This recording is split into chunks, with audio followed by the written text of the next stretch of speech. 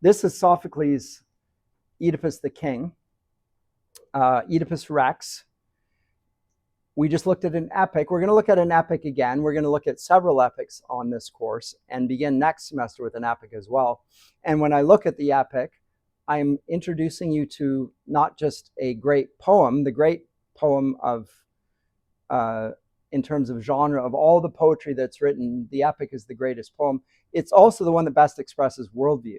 So the Greek worldview is exemplified in the Homeric epic because Homer teaches us about the nature of the gods and their ways, teaches us about the afterlife. Remember, he goes down into the underworld, talks about the outcome of a just, wise, virtuous life, presenting it in terms of Achilles in the Iliad and Odysseus in the Odyssey. And we're going to trace the evolution of the epic and see how the transformation of worldview happens in different eras because of various influences. And I will get to that in a bit when we look at the Roman world view presented in Virgil's Aeneid, the great parallel to the epic we just saw. But there are other things that we can say about the Greco-Roman worldview that we will see in terms of the tragedy that Sophocles writes. And let me start by just saying that there is such a thing as a tragedy, and the tragedy is presented in Greek theater. So let me give you a Greek amphitheater. This is a good one.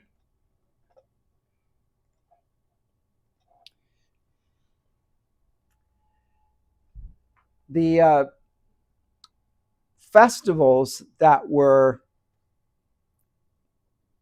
presented in these sorts of theaters in Greece. So these are made out of stone. These exist to the current day. These were built 2,500 years ago, and they still last, right? It's an outdoor theater. The acoustics are perfect, by the way. So when you're on the stage down here and you speak, you can be heard up here in the gods. Acoustically perfect because of the construction of the acoustics. You don't need amplification. They don't need microphones. It's the way it's constructed that the sound is held in, and it, as I say, what's spoken down here is heard up high. And also it's helped by the fact that the actors wear masks, and the masks have the effect of projecting the voice. You can hear, right, even with that. They all wear masks. And so what you see on the stage, there's not much of a spectacle. There's nothing to see, because if you're up here, you can see nothing. You can't see the actors' faces anywhere. Anyway, but what you can do is you can hear what they're saying. Right? So it's not about seeing the face. It doesn't matter if the actors are attractive or ugly. They have to be good speakers. So even though we think of drama as a visual medium, it's very much of for audio. There is some movement on the stage, but there's not a lot of action. The action is in terms of the words and what's revealed in the words. This particular drama, Oedipus the King, was written just before the age of Plato. So in the 5th century, probably about 430 or thereabouts. It would have been performed as a 1 in 3 plays. It's not a trilogy. This one was written when Sophocles was about 70 years of age. So 426, thereabouts. And Sophocles is one of the 3 great dramatists that we call tragedians. In the tradition, the classical tradition of drama, he is one of the 3 great tragedians, and probably the greatest of the 3. He's the latest of the 3 for sure. And he performs his tragedies at a festival, and the festival is dedicated to Dionysus. Now, do you know who Dionysus is in terms of the Greek gods? Who is Dionysus, and what do we associate with Dionysus? Yes. He is the god of wine. Yes. He's also the god of poetry. So is Apollo, however. But Dionysus is a god of wine. And there are various things associated with the god of wine as well. One of them is there are sexual orgies, basically, around Dionysus. But one of the features of Dionysus, he is the last in all of the Greek pantheon of gods. He's the latest of all of them.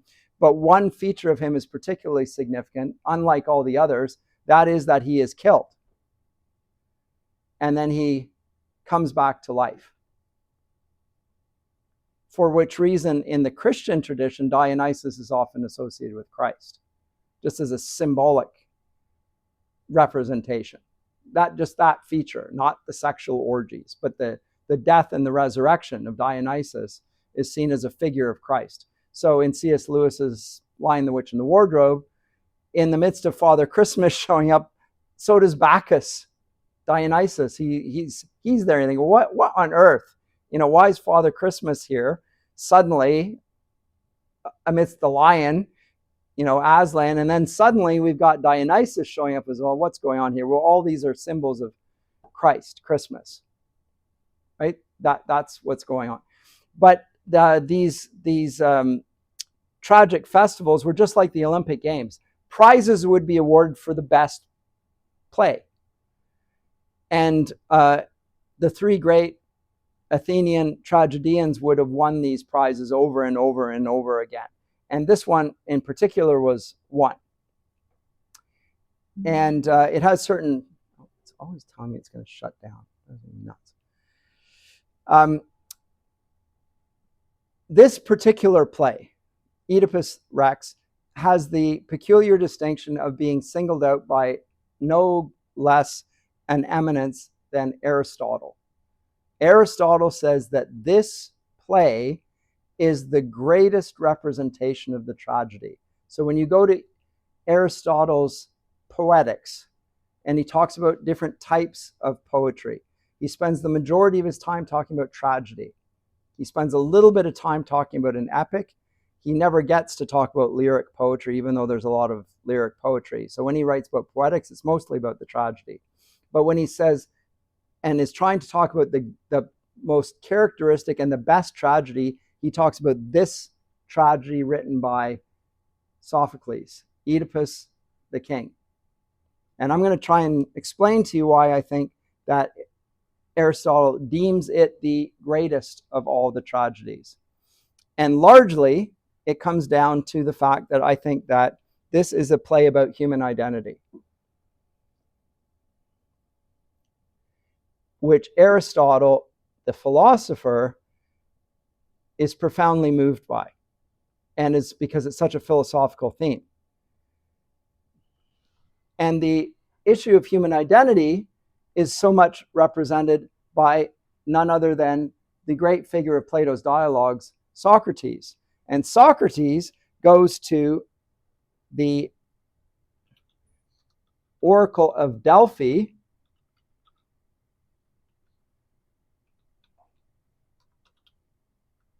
there you go.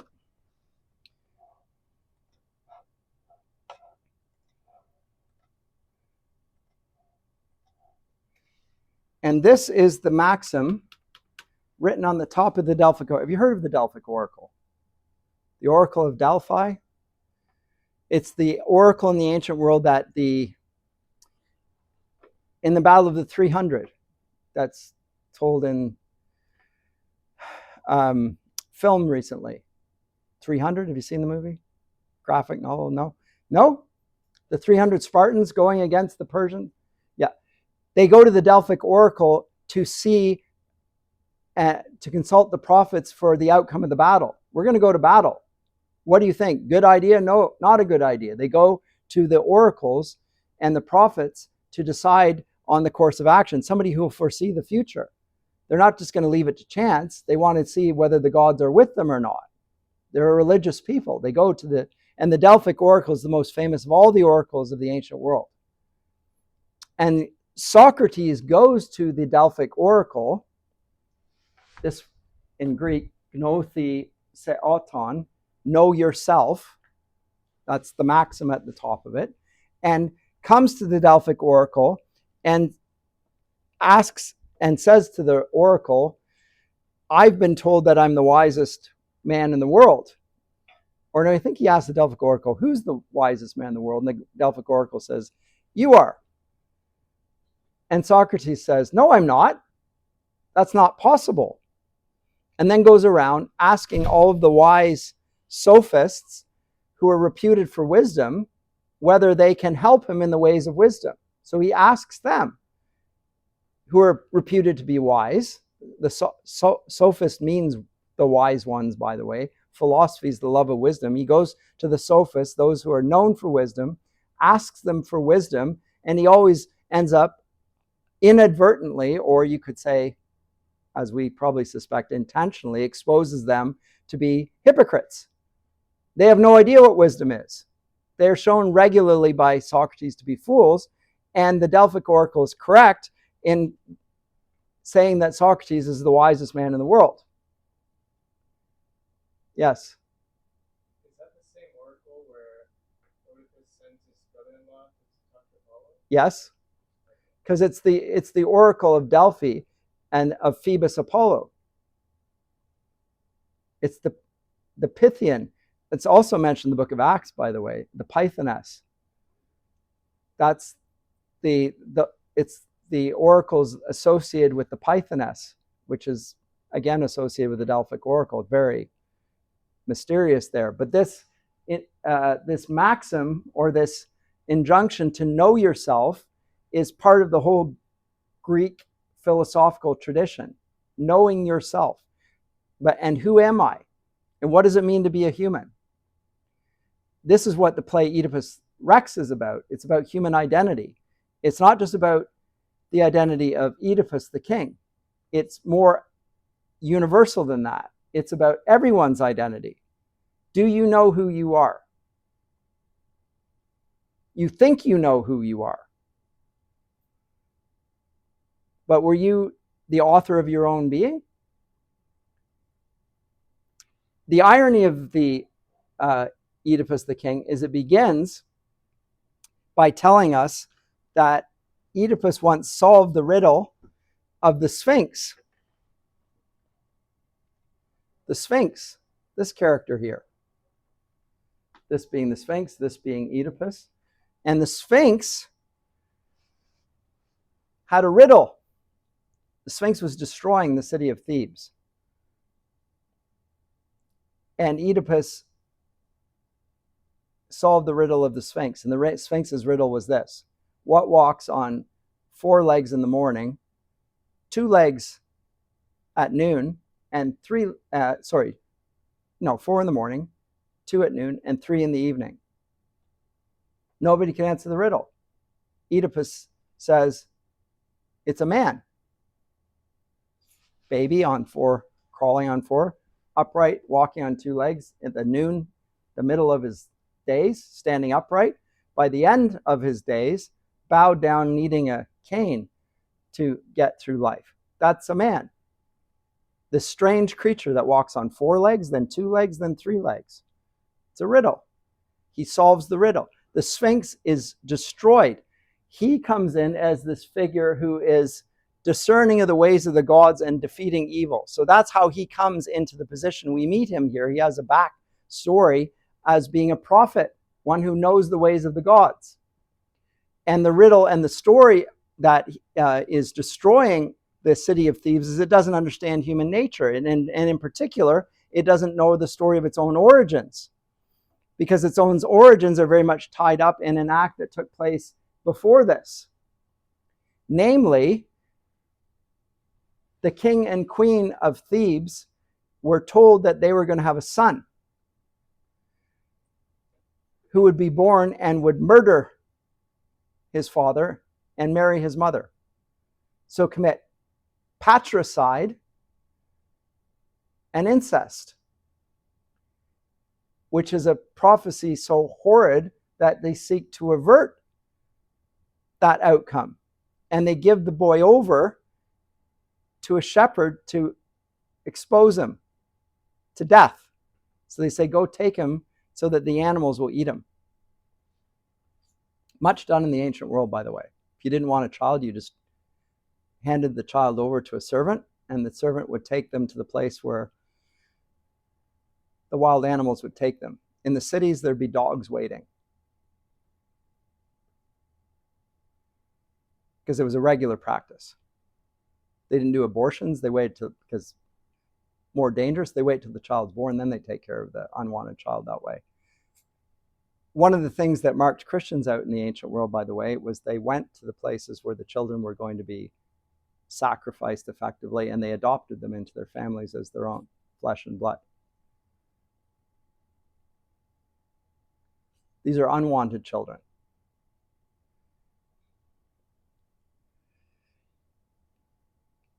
So this was at the festival of Dionysus. It's a story about identity. It's about a man who solves the riddle of human identity, and yet, irony of ironies, has no idea who he is. Because he happens to have fulfilled the terrible prophecy that his parents sought to avoid. He's brought about the curse in himself. And he, when we meet him here, is going to be walking on 2 feet in the full light of day, believing that he has great insight and is able to solve all of the God's ways. That's where we meet him at the beginning of the play. There's a further little twist on this. The name Oedipus, in terms of, if you want to do an etymology of it, you could think it had to do with swollen foot, because pus could be related to foot, and oida to swollen there. But there's another cognitive possibility here. That's not going to work.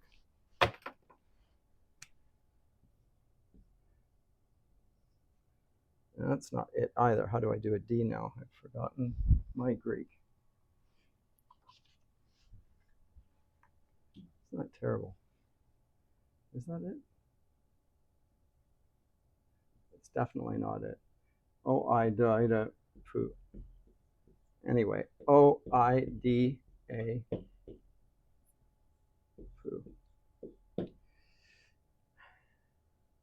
Oida. To know. To see, to know. What? I see what? I know what? What do I see? What do I know? Oedipus does not know who he is. His name suggests that he, although he sees, he doesn't know. It's a little bit of a riddle in his name, buried in his name. That might be a fanciful derivation there, but I'm not sure it is, because it's certainly central to the play. Here's a man who doesn't know who he is, who thinks that he is the answer to all the problems and can solve all the problems because he's all-knowing and all-seeing. And he's going to be opposed by a figure that we've already met in Homer's Odyssey. And that figure is the blind prophet Tiresias. Now remember what we know about Tiresias. Well, one, he's blind, but two, he's a hermaphrodite.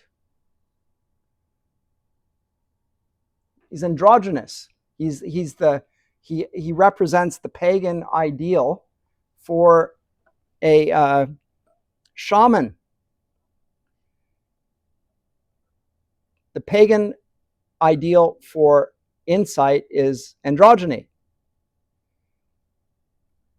The shamans have both aspects of their nature. They're two-spirited in that sense.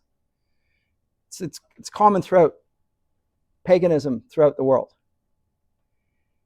And there are cultic, if you look at even in the biblical stories of the ancient Near East and so forth, there are sexual cults that have male and female prostitutes. We don't think much about the male prostitutes, but they're there. Talk about female prostitutes, but there's male cultic prostitutes as well, right? You knew that. Not much talked of, but it's there. And the shamanistic figure has both features there, and there's a wisdom that comes from that. Now, the wisdom is one of transgression. It's going in the inner council of the gods. But Tiresias, for this purpose, we don't need to get into that too much here, What's interesting or most important here is that he's blind. He has no physical sight. And yet, he knows the will of the gods. Whereas Oedipus has full sight, but he's as blind as a bat. He doesn't even know who he is.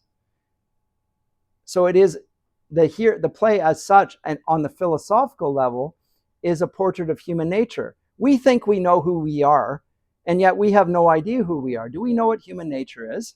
Do we know what we're really like? Do we know the nature of human depravity?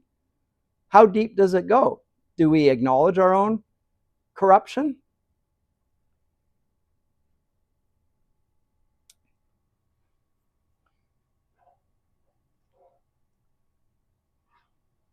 Let me begin with the beginning of the play here. Very few. So on stage, I talked about this already. There are a few figures down there wearing masks, projecting their voices up above. It's very much of an audio spectacle. You have to listen to the words. That's where the drama is. It's contained in the speeches. And Aristotle says the most important aspect of the whole thing is the plot. The plot, just like in Homer's Odyssey, is the construction, the order of events.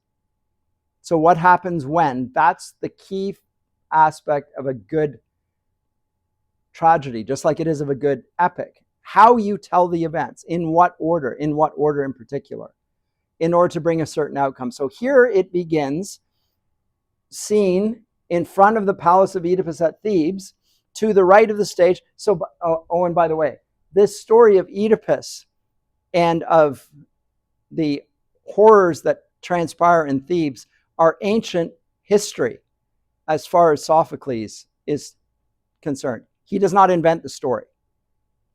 Homer knows about the story. It mentions Thebes. It mentions the incest that goes on there, which is infamous throughout the world, the Greco-Roman world. Infamous. So when he tells the story, the audience already knows the story of Oedipus. So it's not like when we read it and we don't know that story. They already know the story.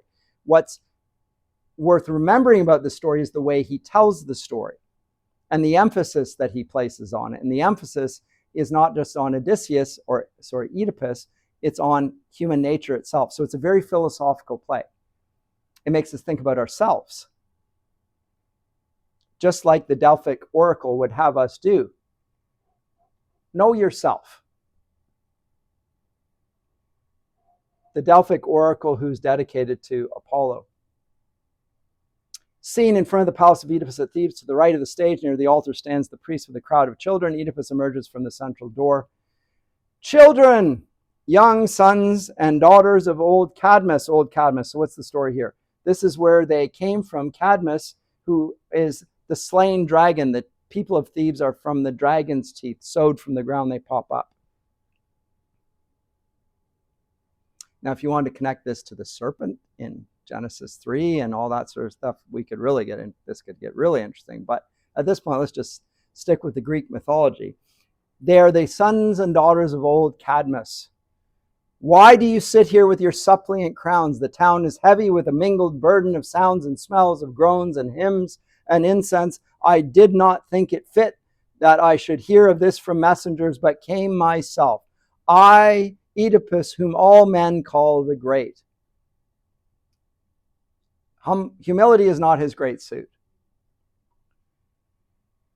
He turns to the priest. You're old and they are young. Come speak for them. What do you fear or want? What? That you sit here suppliant. Indeed, I am willing to give all that you may need. I would be very hard should I not pity suppliants like these. O ruler of my country, Oedipus, you see our company around the altar. You see our ages, some of us like these who cannot yet fly far, the children, and some of us heavy with age. These children are the chosen among the young, and I, the priest of Zeus. Within the marketplace sit others crowned with suppliant garlands at the double shrine of Pallas and the temple where Ismenus gave oracles by fire. King, you yourself have seen our city reeling like a wreck already. It can scarcely lift its prow out of the depths, out of the bloody surf. A blight is on the fruitful plants of the earth. A blight is on the cattle in the fields. A blight is on our women, that no children are born to them. A God that carries fire. They're cursed by the gods, in other words. They're being visited with natural disaster. All fruitfulness is being, it's a typical archetypal scene of divine judgment. A God that carries fire, a deadly pestilence is on our town, strikes us and spares not. And the house of Cadmus is empty of its people, while Black Death grows rich in groaning and lamentation. We have not come as suppliants to this altar because we thought of you as of a god, but rather judging you the first of men in all the chances of this life. And when we mortals have to do with more than man, you came, and by your coming saved our city, freed us from the tribute which we paid of old to the Sphinx, the cruel singer. Remember the Sphinx that I mentioned at the beginning was just destroying the city earlier. That curse, you once removed us from that curse. Now we come to you again. You've done this before. How about now? This you did in virtue of no knowledge we could give you, in virtue of no teaching. It was God that aided you, men say, and you are held with God's assistance to have saved our lives. So notice that the man here is very pious. Now Oedipus, greatest in all men's eyes, here falling at your feet, we all entreat you. Find us some strength for rescue. Perhaps you'll hear a wise word from some god. Perhaps you will learn something from a man. For I have seen that for the skilled of practice, the outcome of their counsels live the most. Noblest of men, go and raise up our city. Go and give heed, for now this land of ours calls you its savior, since you saved it once. Raise up your city, save it and raise it up. Once you've brought us luck with happy omen, be no less now in fortune. If you will rule this land as now you rule it, better to rule it full of men than empty. So they come to him, pleading with him. That's the scene. The backstory is already defeated the Sphinx, so he's proven himself to be a savior. Be a savior again. I pity you, children, you've come full of longing, but I have known the story before you told it, only too well. I know you are all sick, yet there is not one of you, sick though you are, that is as sick as I myself. Now, yeah, you laughed. I'm glad somebody laughed, because the point is you are supposed to be groaning at the irony of his words throughout the whole play. This is a man who's committed incest and murdered his father. Remember in Homer's Odyssey, we saw the Agamemnon was slain and the son avenged him. And there was an adulterous affair. This, he murders his own father and he sleeps with his mother, has children with her. It's a horrid, an abhorrent situation. So when he talks about how sick he feels and how sick he actually is as an individual, the whole audience knows what he doesn't know. There's a discrepant awareness. The audience knows what Oedipus does not know. He does not know about himself what everyone else knows. We are not in ignorance as the audience here. Everyone knows that this is a man that represents depravity in front of us and yet is ignorant of it. Why would a Christian think that this play was a good illustration of human nature? Yes.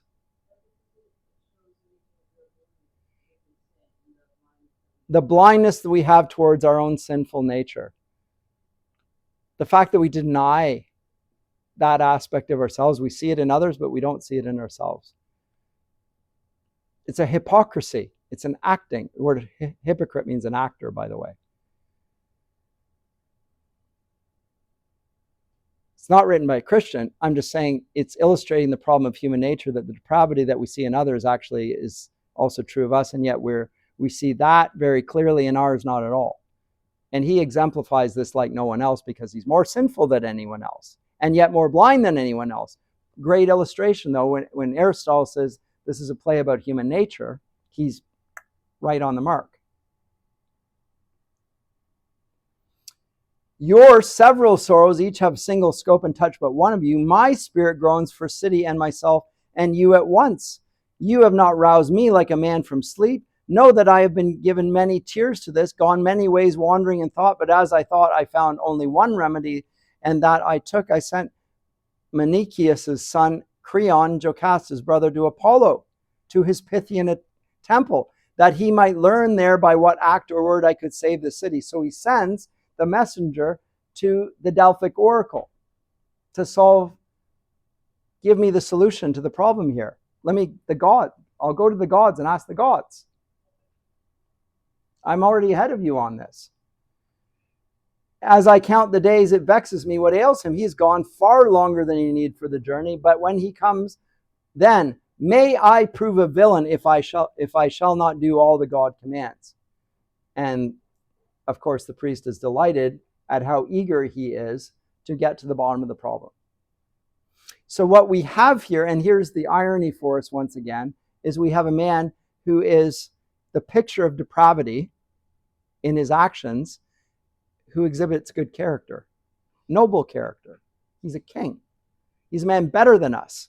He wants to do more. He doesn't want anything to stand in the way of justice. He's going to get to the bottom of it no matter what happens. Even if it points at himself and his family, he will not stop. He will make sure that justice happens. This is an admirable man. So we admire somebody who is a symbol of human depravity. So that it's a very constant, and if it's about human nature, it teaches us something about the self-contradictory way we see our own righteousness and hide our own depravity.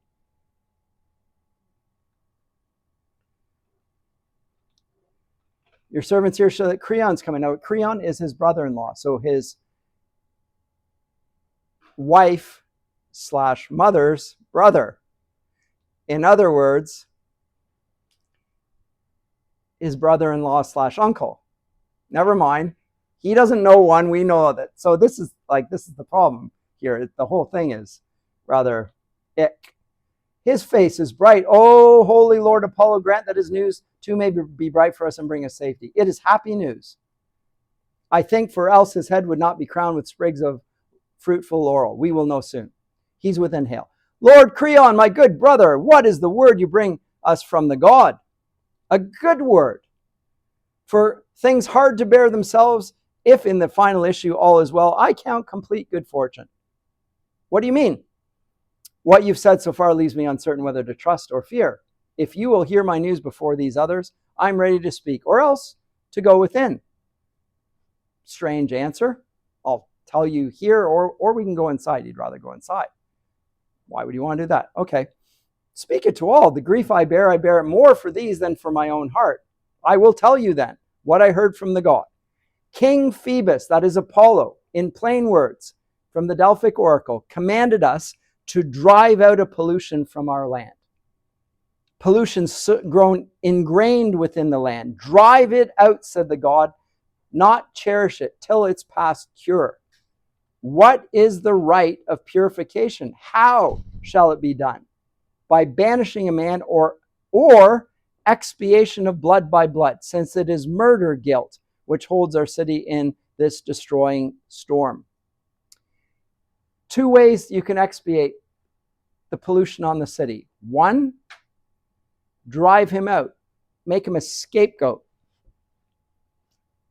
Second, expiation, atonement, sacrifice. You can sacrifice him, kill him right there, or you can drive him out of the city. But you can't let him stay in the midst of the city. Those two possibilities. If you want to look at the Leviticus 14, Yom Kippur, Day of Atonement, the two animals, one slaughtered, the other high priest puts his hand on, slaps, drives it into the wilderness. Same sort of thing going on here. Who is this man whose fate the god pronounces? My lord, before you piloted the state, we had a king called Laius. I know of him by hearsay. I have not seen him. The god commanded clearly, let someone punish with force this dead man's murderers. Where are they in the world? Where would a trace of this old crime be found? It would be hard to guess where. The clue is in the land, this land. That which is sought is found. The unheeded thing escapes. So said the god. Was it at home or in the country that death came upon him? That is King Laius. Or in another country traveling? He went, he set himself upon an embassy, but never returned when he set out from home. Now, Creon remembers this because he was around when Laius left. But was there no messenger, no fellow traveler who knew what happened, such as one might tell something of use? They were all killed save one. He fled in terror, and he could tell us nothing in clear terms of what he knew. Nothing, but one thing only. What was it? If we could even find a slim beginning in which to hope, we might discover much. This man said that the robbers they encountered were many, and that the hands that did the murder were many. It was no single man's, single power rather. How could a robber dare a deed like this were he not helped with money from the city? Money and treachery. It seems totally implausible. There's got to be, it has to be conspiracy. Like somebody within the city wanted the king dead because they have a motive. Because, whenever you commit crimes, one of the first things you ask is who had the motive and who benefits from this? Right? Who would commit such a crime? Who could, who would, and who would benefit most from the crime? It's going to be somebody in the city. It's not going to be somebody else, just randomly. Those are rational assumptions here on his part. That indeed was thought, but Laius was dead, and in our trouble there was none to help. What trouble was so great to hinder you inquiring at the murder of your king? This wasn't any old man. This was the king of the whole city. He's the head. And you didn't try to find out who the murderer was? No, because the riddling Sphinx comes in. And that's when Oedipus comes in. The Sphinx comes along. Why does the Sphinx come along? He's destroying the city in anticipation of what's about to come, because the first half of the prophecy has been fulfilled. The son has just killed the father. That's not been revealed yet, but it was not a bunch of men on the road. It was one man. It was him. And the Sphinx is now punishing them even for that, because patricide, murdering your father, is a crime that is so deep that it goes beyond mere murder, and murdering a head of state at that. It's a terrible crime.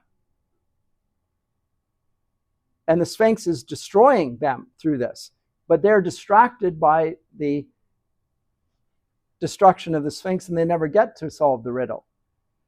I will bring this to light again. King Phoebus fittingly took this care about the dead, and you too fittingly. And justly you will see in me an ally, a champion of my country and the god. For when I drive pollution from the land, I will not serve a distant friend's advantage, but act in my own interest.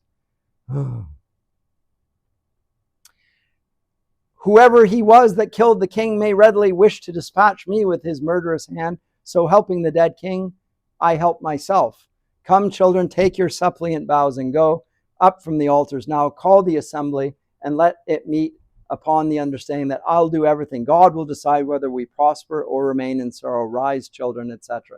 And now the chorus comes in. Now let me just say one word about the chorus, and then we'll conclude and we'll pick this up next time. The chorus functions like the city. It's the voice of the people.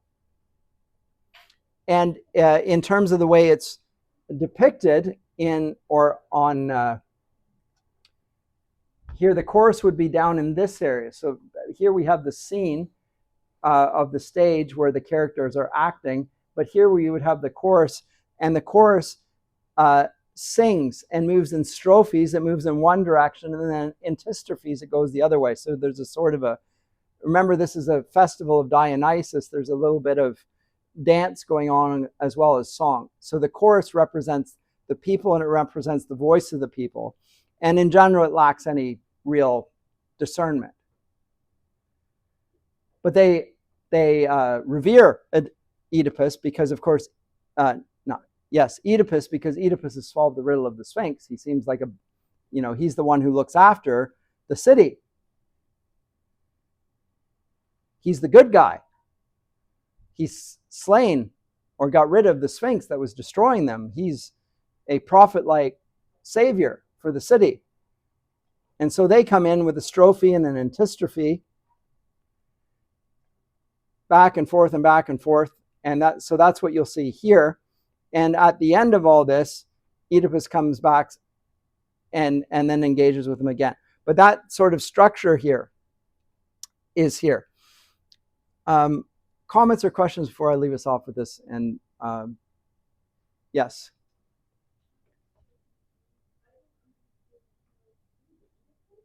Oedipus.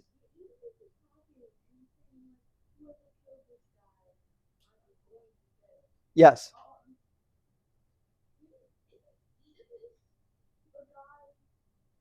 He's going to get.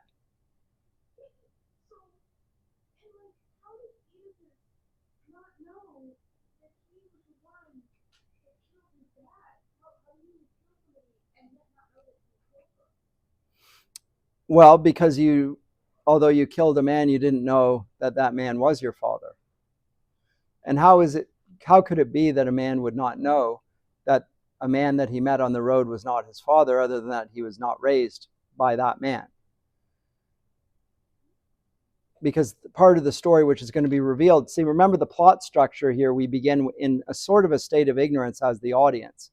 And what is going to happen is we start, Oedipus, like Sherlock Holmes, is going to lead us through the story of his own identity, and it's going to be traced back to this place, Thebes, whereas he thought that he had come from a different place because he was brought up in another place.